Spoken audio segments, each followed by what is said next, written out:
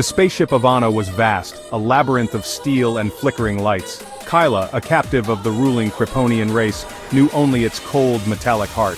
Her cell was small, bare, and eternally dark. The only sounds were the hum of the ship and the occasional clanging of metal far away. Kyla was different. Her skin was the color of amethyst, her eyes large and silver, reflecting the faintest light. On her home planet, Xylos, she was considered beautiful, even ethereal. But here she was an anomaly, a curiosity, a prisoner. Days bled into nights, measured only by the stale nutrient paste delivered through a slot in the wall. Kyla clung to memories of Xylos, its vibrant purple skies, the scent of its bioluminescent flora. She yearned for the warmth of the twin suns on her skin, the sound of her people's laughter. Hope, once a flickering candle, dwindled with each passing cycle. Yet, Kyla refused to let it die entirely. She clung to it, a fragile shield against the despair that threatened to consume her. Word spread quickly through the Ivano. A new prisoner unlike any they had encountered was aboard. King Theron, burdened by the weight of his crown and the endless cycle of interstellar conflict, found himself intrigued. He too was a prisoner of sorts, bound by duty and responsibility. He decided to see her. It was not customary for the king to visit the detention level, but Theron, accustomed to command, brushed aside the objections of his advisors. He stood before Kyla's cell, his imposing figure blocking the dim light. Kyla, startled, shrank back. Theron was taken aback.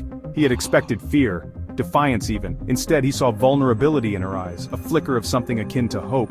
He addressed her, his voice deep and resonant. "What is your name, girl?" Kyla hesitated. She knew better than to engage, but something in his tone, a hint of curiosity rather than malice, made her speak. "Kyla," she whispered, her voice hoarse from disuse. "My name is Kyla." Theron began visiting Kyla regularly. He was drawn to her quiet strength, her resilience in the face of captivity. He brought her datapads filled with information about the galaxy, about the Kryptonian people. He found himself looking forward to their conversations, to the way her eyes lit up when she learned something new. Kyla too felt a shift in her emotions. Theron's visits were a breath of fresh air in the stale confines of her cell. He treated her with a respect she hadn't experienced since her capture. He listened to her stories of Xylos, her voice gaining strength with each telling. One day Theron arrived to find Kyla sketching on the floor, using a shard of metal and the juice from her nutrient paste. The image was simple but evocative, depicting the twin suns of Xylos setting over a field of bioluminescent flora. Theron was captivated. He saw not just skill in the drawing but a deep longing for a home he knew he could not give her. "It is beautiful," he said, his voice soft, a rarity for the usually stoic king. Kyla looked up, surprised by the tenderness in his tone. Their eyes met, and for a moment the bars between them seemed to disappear. Their burgeoning connection did not go unnoticed. Whispers followed Theron through the corridors of Ivano. His advisors voiced their concerns, citing ancient laws forbidding fraternization with alien captives. The Kryptonian people, hardened by war, viewed Kyla with suspicion, even fear. Theron, however, found himself increasingly dismissive of their concerns. He was tired of the endless cycle of conflict, the burden of his crown heavy on his head. In Kyla, he saw a chance for something different, a hope for a more peaceful future. He proposed a radical idea to his advisors, to offer Kyla a position by his side, not as a consort, but as an advisor, an ambassador of sorts between their two peoples. The council chamber erupted in chaos. Accusations of madness, of being bewitched by an alien, were thrown at him. Theron, his patience wearing thin, silenced them with a roar. "Enough!" he boomed, his voice echoing through the chamber. "I am the king, and I will not be swayed by fear and prejudice!" His gaze swept over the stunned faces of his advisors. "Kyla has shown me more wisdom and compassion in her confinement than any of you have in your positions of power." The decision was made, but the path forward was fraught with challenges. Kyla, thrust into the unfamiliar world of Kryptonian politics, felt overwhelmed. She was acutely aware of the distrustful gazes that followed her, the hushed whispers that seemed to fill the air like static. Theron, sensing her unease, did his best to shield her, to prepare her for the challenges ahead. He assigned her guards, loyal to him, and accepting of his decision.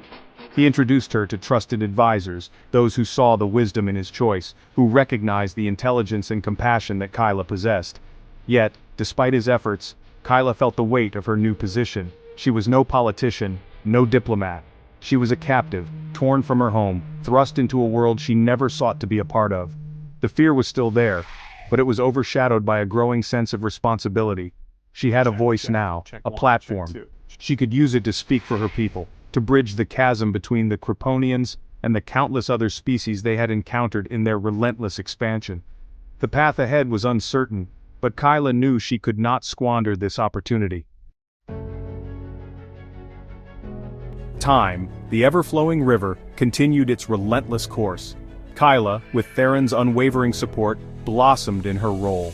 She learned the intricacies of Kryptonian politics, navigating the treacherous currents with a grace that surprised even her detractors. She became a voice for the voiceless, advocating for diplomacy over conquest, for understanding over suspicion. She established lines of communication with other species, fostering trade agreements and cultural exchanges. The Ivano, once a symbol of Kryptonian might, began to transform into a beacon of hope. Theron watched Kyla's transformation with a mixture of pride and awe. He had seen something special in her from the start, a spark of something extraordinary. Now, that spark had ignited into a flame, illuminating not just the Ivano, but the galaxy beyond. He knew in his heart that he had made the right decision. Kyla was not just an advisor, she was his confidant, his equal. And as he looked at her, strong and radiant, addressing a council meeting with wisdom and compassion, he realized he loved her. The news of the king's decision spread like wildfire through the Ivano. Theron, defying tradition and silencing dissent, declared his intention to take Kyla as his queen. The Kryptonian people, accustomed to centuries of rigid customs, were in an uproar. Yet, there were those who had witnessed the positive changes Kyla had brought about, who had felt the winds of change sweeping through the ship. They saw the wisdom in Theron's choice, the promise of a brighter future. The day of the coronation arrived, a day etched in the annals of the Ivano.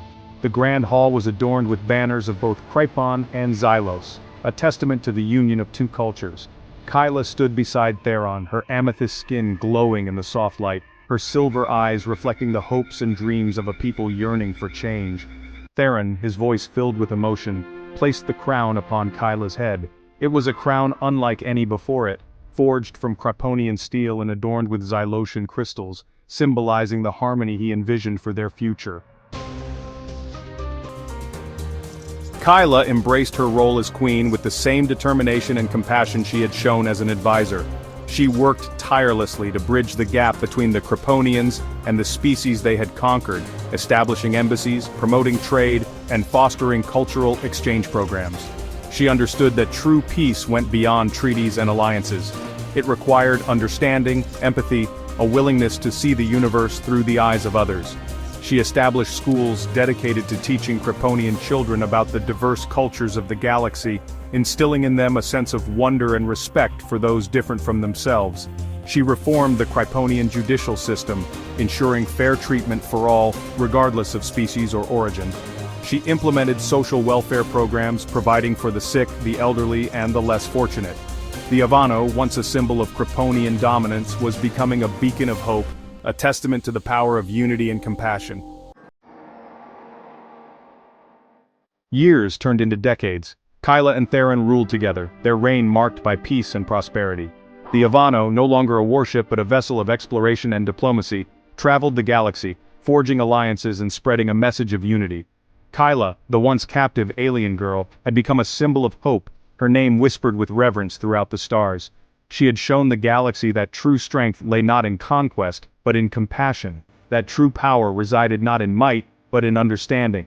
And as Kyla gazed out at the vast expanse of space, she knew that her journey, though born of tragedy, had led to something truly extraordinary.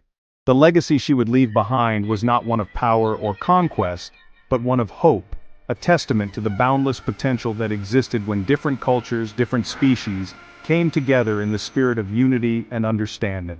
The future was uncertain, as it always had been. But Kyla, the girl who had once been a prisoner, now a queen, a leader, a symbol of hope, faced it with a resolute heart, knowing that the seeds of peace she had sown would continue to blossom for generations to come.